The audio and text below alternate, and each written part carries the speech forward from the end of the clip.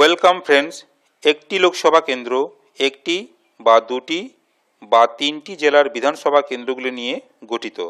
রাজ্য তথা পশ্চিমবঙ্গে আপনার লোকসভা কেন্দ্র কোন কোন জেলার কোন কোন বিধানসভা কেন্দ্র নিয়ে গঠিত তা আজকের ভিডিওতে আলোচনা করব।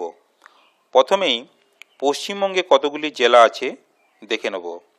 টোটাল 23টি জেলা আছে। আজকে আমরা যে লোকসভা কেন্দ্রটি নিয়ে আলোচনা করব সেটি হলো মথুরাপুর লোকসভা কেন্দ্র। এই লোকসভা কেন্দ্রটি একটি জেলা, দক্ষিণ চব্বিশ পরগনা জেলা এবং তার বিধানসভা কেন্দ্রগুলো নিয়ে গঠিত। এই জেলাতে টোটাল 31টি বিধানসভা কেন্দ্র আছে। তার মধ্যে পাথর প্রতিমা, কাকদ্বীপ, সাগর, কুলপি, রায়দিঘি, মন্দিরবাজার এবং মগরাহাট পশ্চিম এই 7টি বিধানসভা কেন্দ্র নিয়ে মথুরাপুর লোকসভা কেন্দ্রটি গঠিত।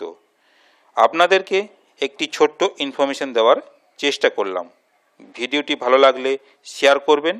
আপনারা ভালো থাকবেন, সুস্থ থাকবেন। ধন্যবাদ।